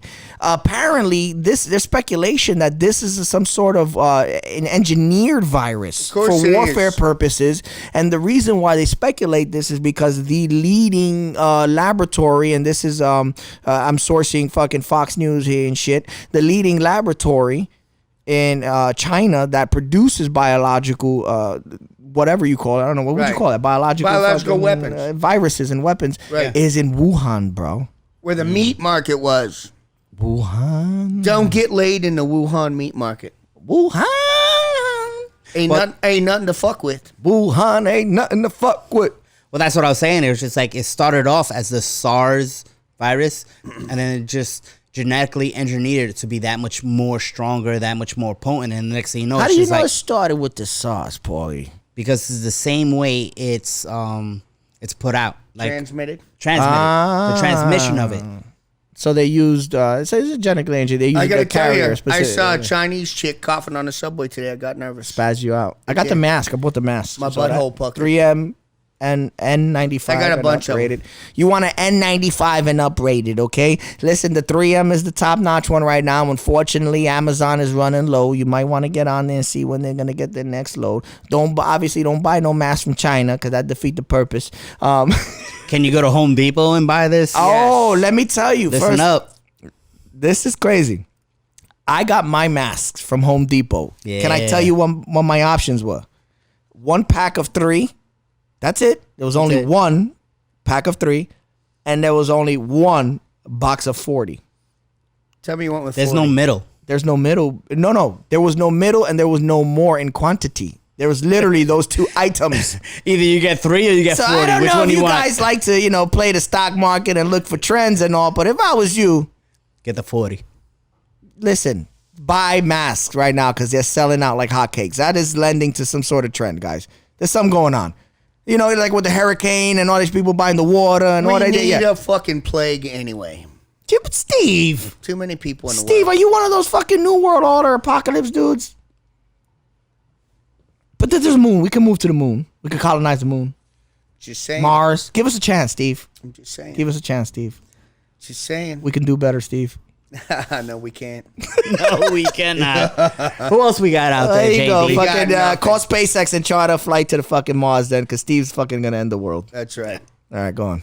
Who else we got out there? I think that's Let's see what we got out here. Recon Sniper Iowa Foundation. yes. Iowa. SOCM Care Coalition. Wait, we got topics here, guys. We haven't been on the air in years, okay? Like months.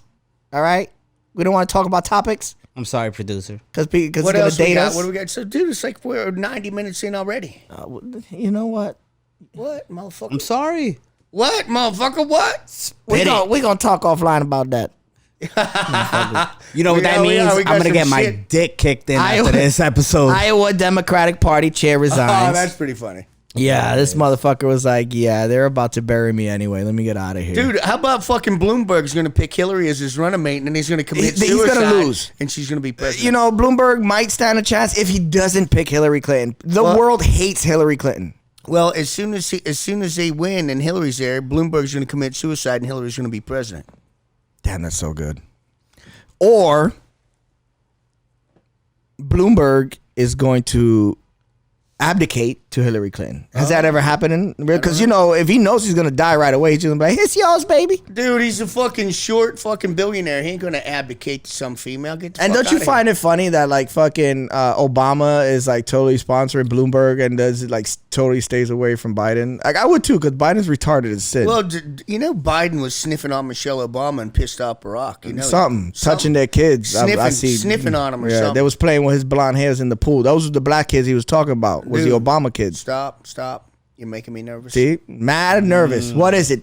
Let the fucking anger go, Steve. It's him. He's the dirtbag. Anytime somebody touches a kid, Yep. that's it. We cut your fucking head So off. next time you see Biden, you gotta smack the shit out of him. Let me tell you, if we vote socialism in, you're gonna see a separation in the Didn't country. Emmett O'Looney see Biden? It's gonna be loud for about Remember Emmett? 2 weeks, and then we're gonna have our country back. You remember Emmett O'Looney saw do. Biden and said, "Hey, Biden!" He said, "Joe." Joe turned around and said, "Hey," and then he gave him the hand and shook.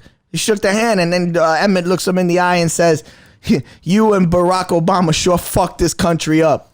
Nice. Gangster, dude. Emmett O'Looney's pub. Check him out. He's a Yeah, gangster. go check it out. It's up by 42nd on 50th. 53rd, I think 52nd, 53rd. Yeah, Broadway. Emmett O'Looney, Yeah. you can find him. Big time. It's Good my cat. guy. Talking about kids, which I hate this topic, but we have to put it out there, especially as an NYPD cop, whatever. Whatever. So HSI followed this IP address to Staten Island, and they found this officer with kitty porn. Tell me he's dead right now. I hope so. He gonna be in jail. You know, I heard they have wings where they freaking house homosexuals and sex offenders and all that. Like, they keep because them you out of can't put general them- population. You can't put them in Gen Pop. You go to Gen Pop, that's it. You're getting stabbed because Gen Pop's Good. Gen Pop's about one or two things. It's just like it's either you're a gangster or you're not. Yo, but what's up with them kids that killed Junior? I swore that they were gonna get their backs turned on them. You know what I'm saying? Like, and they're doing well.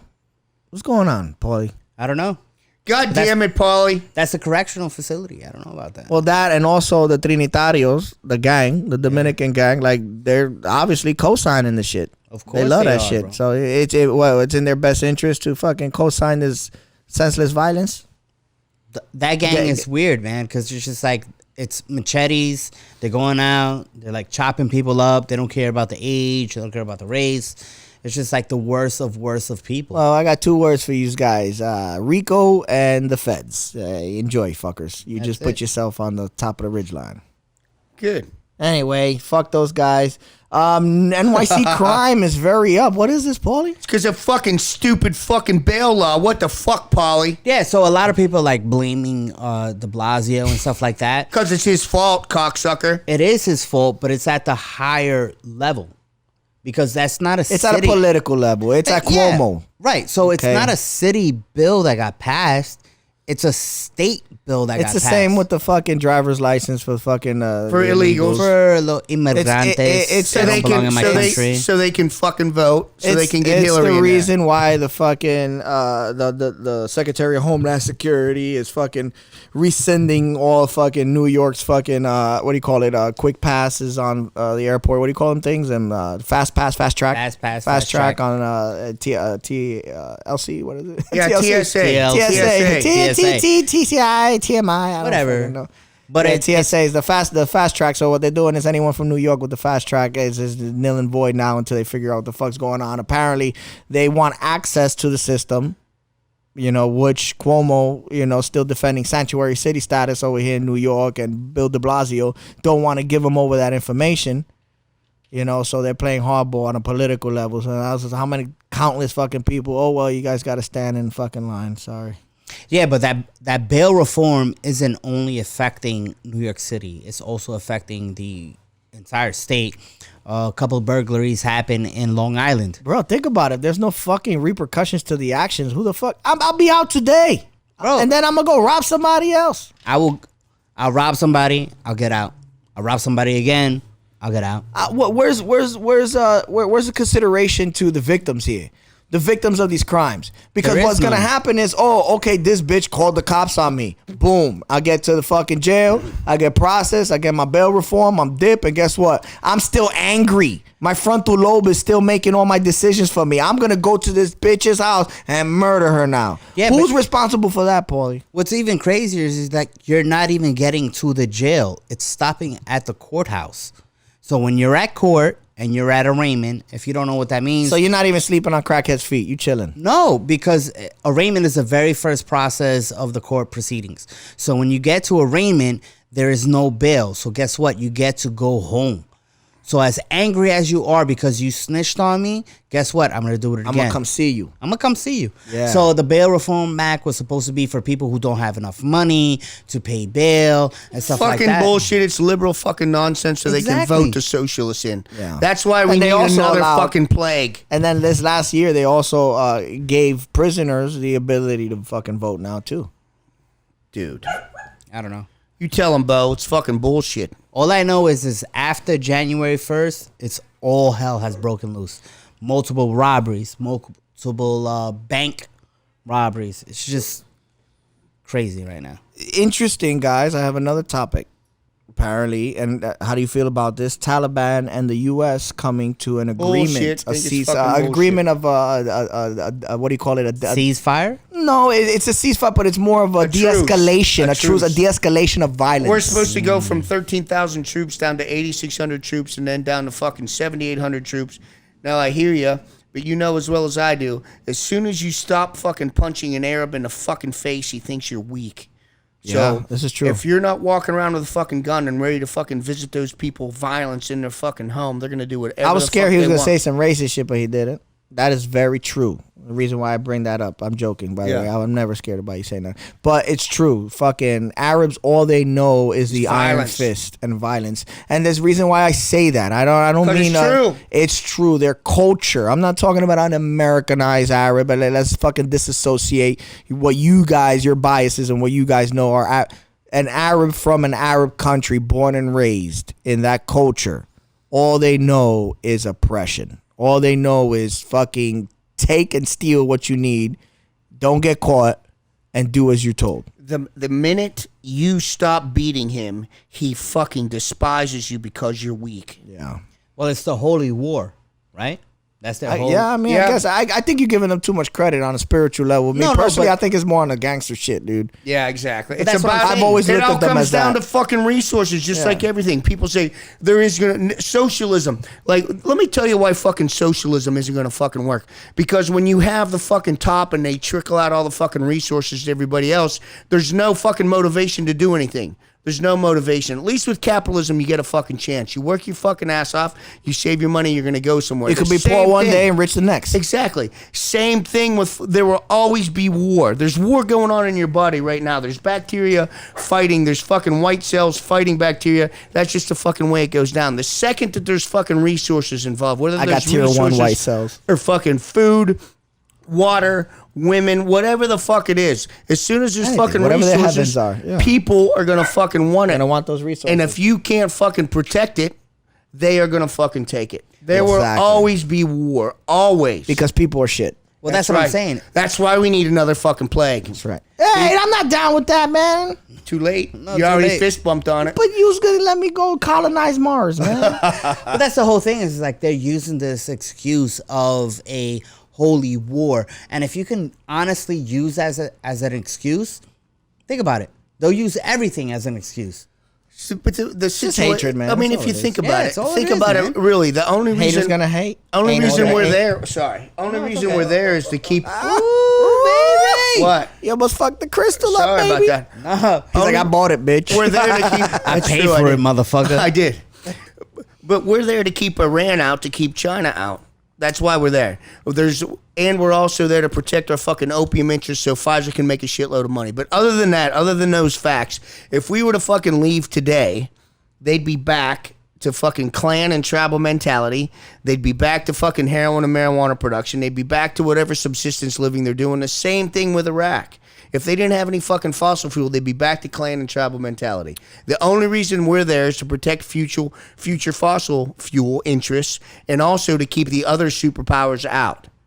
That's why we're there. If we would just say, fuck it, we're not doing business with anybody, tell China and Russia. We can be totally self-sufficient. We could totally be self-sufficient, but we're too deep in business with China and Russia. And Syria. So we have to keep fucking people there. And Syria is and who? Syria? Syria is just another fucking tiny little piece. Just because they have the ocean front doesn't really mean shit. But the fucking reality is we're in big business with these cats. So we have to feign some type of interest in protecting the general population. We really don't give a fuck. How about Iran? Iran is too deep with fucking China because of the oil production. Fucking Iran. Yeah. I don't like those guys. But the United States and China are fucking deep in bed together. You know who I don't like, Steve? Who? You know when you go to Dubai and shit, and you got those religious police motherfuckers? Yeah, in they there? walk around, beat you with sticks if you're not wearing the right clothes. Right. Those motherfuckers remind me of a bunch of Jersey Shore motherfuckers with some authority. That's Right. what they remind me. They were a bunch of young, 20-something-year-old rich bastards walking around. They all carried that smug. Everybody that's contracted been over. They know that. Those motherfuckers right there, I don't like those guys, Steve. I don't like them either, but if you think about it, they have been bred their entire existence that women are only for reproduction and men are for pleasure. Right? So you have these fucking thousands of years of fucking repressed homosexuality. You don't have access to the fucking internet. You don't have access to pornography. You don't have access to the opposite sex to see exactly what you're interested in. And You just have access to your homie. Exactly. So you have all that repression, and then this so-called religion is telling you that who you are as a human is fucking wrong. Koreans are kind of gay, That too. but that just fucking results in that animosity towards everyone. You know what? Every other culture other than the United States is pretty fucking gay. Well, and you know what? If you're gay, great. Be out. No. I'm talking about the repressed. The gay. repression. Yeah, that's just wrong. They're gay and then talk the mad most about shit it. about gay people. Right. Yeah, because like we could joke about it all day long. But you know, you especially being Latin, you know, you got the gay uncle. I know. Yeah, that's what I'm saying. So we can Everybody's laugh got about gay it. We can friends and joke shit. about Come on. it. You know, it's for us. It's just like it's taboo. I got the dyke aunt. Right. And It's she taboo wears for cool us. glasses like John Lennon, and she has a chain on her wallet. It's gangster. Anyway. But these motherfuckers are just like, that's all they know. Yeah. All they know is repression and fucking keeping people down. Fuck them. Fuck those guys. All right. And With fuck that, Sharia. I'm ready. I'm Fuck ready to get the Sharia. fuck out of here. I gotta pee bad. Where? What do you think? I'm In gonna your pee? mouth, Paulie. Not my mouth. You Come on. dirty We whore. just talk about this gay shit. All right. Enough with the rest of the topics. And we was going to talk about the Air Force guys and the Special Forces that got in trouble for smoking the weeds with the missiles. But Whatever. whatever. They was just, you know, it's stressful. Like it's stressful guarding missiles. You got to be high. Like I'm we joking. I did a classified fucking Joint Chiefs of Staff fucking SDV dive, tripping my fucking balls On off. what? Acid? On acid. Oh yeah, tripping hard. Clean. I love acid. Oh, yeah. Clink. I love acid. I like how we made that noise. Ready? Because you don't drink. Clink. Shut the fuck up. So the guys fucking smoked some dope and guarded some missiles. So what? Honestly, if I'm gonna be in the SDV the way you described it earlier for like 8 hours, yeah, give me some acid. 8 bitch. hours is the How minimum. else am I gonna keep myself entertained? Well, That's the minimum. Well, I was hearing shit, right? And I was saying what? And my navigator was saying, I didn't say anything. I said, okay, I'm going to turn my throat mic off because I'm getting feedback. After I said what like 3 times. What? Well, I was sitting at the bar and wait. What's happening? No, that's not acid. Acid is like, whoa! Did you see that flounder? But I got recalled just when it was start to kick in, and we were getting a fucking debrief, and I was just like, oh man, I hope nobody can see my eyes. And then everybody was used to your eyes like that, so that was cool. I got dark eyes anyway. It doesn't matter. Steve? Oh yeah, no, he's sober right now. Yeah, he looks like that all the motherfucker, time. I'm lit. Just because you can walk into his pupils right now, that doesn't mean anything. It's so cold and dark in there. That's where Satan lives. Go fuck yourself. And your mom. That's right. Oof. All right, you bastards. You ready? Wait, hold on. All right, so honorable Paulie, mentions. no. Honorable Okay, mentions, yeah, real quick. go ahead. What? Veteran We still response. cranky. Oh, Veteran veteran response. response. Yeah, fuck yeah. Those are homies. No. Hey. Don't yell at me. Get to the point, you cocksmoker. Veterans response. Veteran God bless. response. .org. Recon Sniper Foundation. Yes. Love you guys. Massive Industries, Mitch Aguiar, smashingfrog.com. We watched him fuck up his opponent. It was That's spectacular. the thing. If you guys don't know what redemption is, go to our YouTube channel and check watch out it. our fucking little clip, or go to softbadmonkey.com, which yours truly. Jason built a website. I'm proud of it. You know, I use Squarespace and their templates. So what? and You all still that. build it? It's fucking awesome. I put in the work. That's what's important. God Exactly. damn it. That's Fuck right. I all did of it. Fuck Paulie. The Paulie put in Paulie put all in the work, too. all the tax codes for the states and all yeah, that goddamn, shit. 50 of those motherfuckers. Yeah, and then he we spell go. checked and shit because you know I'm retarded. Yeah. So anyway, guys, the website's up right now. Go check out the articles from Softest Loft. Bill Loftus. Bill. Softy. Yep, he's a firefighter too. Don't worry. He'll steal He your saves shit. kittens from the trees, and he's actually very intelligent. Fucking awesome writer, great contributor, man. Can't say enough about him. He's been, you know, kind of in the background of Soft Bad Monkey for a while, helping us out here and there. Dude, great. Thank you for coming on board, man, and welcome, my brother. And for those of you guys who can read his articles, make sure you comment on them. Fucking give him his feedback. He'll, you know, take negative, positive. Don't matter, man. Trolls, Send welcome. that shit, you Trolls, filthy motherfucking fucks. welcome. Send it. Softbadmonkey.com. Go buy Show some it. shit. That's Paulie, right. tell them what they could get. We got patches. We got t-shirts. We got lady t-shirts. We got Patches ain't here hoodies. yet. We got Patches hoodies. ain't here yet. Well, so- by the time they hear this but episode, this is it'll the be here. coronavirus is what the patches is the problem. Oh, so tell them about that. All right. So the coronavirus has delayed our patch shit, customs customs. patches with the PVC. I guess it comes from fucking coronavirus China. land, Wuhan. Wuhan. Ain't nothing to fuck with. We're not gonna mail you guys coronavirus. Don't worry. Paulie's gonna test it first and lick all the He's sheets. going to of- rub each of them on his nuts. He's gonna rub each gonna rub it patch on on my his team. asshole, and it's also a selling point. You have Paulie's DNA on each patch. Polyjuice. Smells just Polyjuice. like him. Polyjuice. Polyjuice. It's Polyjuice. expensive. So go to softbadmonkey.com. Let us know what you guys think. And also follow us on Instagram at softbadmonkey. Follow Paulie at Writing with Paul. Follow Steve at Ralston, STE. And follow Jason at J Delgado Tattoos, or and Bounty _Hunter _JD. JD. 3 underscores. That's right. Why? That's a Because I lot. can do that shit. Because Wuhan ain't nothing to fuck with. That's why. Wuhan ain't nothing to fuck with. Close us out, Steve. That's it. We're out, you filthy Fucking fucking meat meat sacks. And we finally did it together, gentlemen. No, go fucking smell yourself. Oh my dear, Marty, look at you.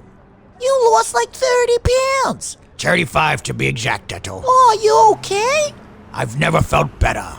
You know how I stay on the Instagrams to stay relevant? Yeah, you do it for the gram boogers. I came across something called Smashing Greens Fasting Challenge. You can do a 5, 10, or 12-day, Eto. What you do is you take this supplement called Smashing Greens, and it's completely plant-based, and it has everything you need to survive the ketosis process. Keto what? Ketosis, Eto. Basically, you say sayonara to the fat. Oh, I love it when they take the fat off the meat. I know you do, Eto. I know you do. Basically, I've done all 3 in the span of a few months, and I feel outstanding. I'm back to tap dancing like Fred Astaire. Oh my, all this talk about tapping has me flustered. Well, don't get your feathers all ruffled, little birdie. 'Cause this eagle's got a pocket full of blue pills and the wind back underneath his wings. Oh, Mortimer, would you care to come over and join me for some meatloaf later? You know I would love to have some of your meatloaf, Eto. Oh, This episode of Soft Bad Monkey was brought to you by MASF Industries. That's Massive Industries. Founded and operated by one of this nation's top operators and all-around Bravo Alpha Mike Foxtrot, Mitch Smashing Frog Aguiar. Mitch's all-natural plant-based supplements will be sure to get you lean and mean, with products such as the base supplement to the viral health challenge that has taken Instagram by force, Smashing Greens. Stop by their Instagram page at MASF_industries and see if you're up for the Smashing Greens 5, 10, or 12-day challenge, or simply go to their Linktree online store at MASF_industries and check out their entire line of products and bundles. Get massive with at MASF_industry. That's MASF_industries.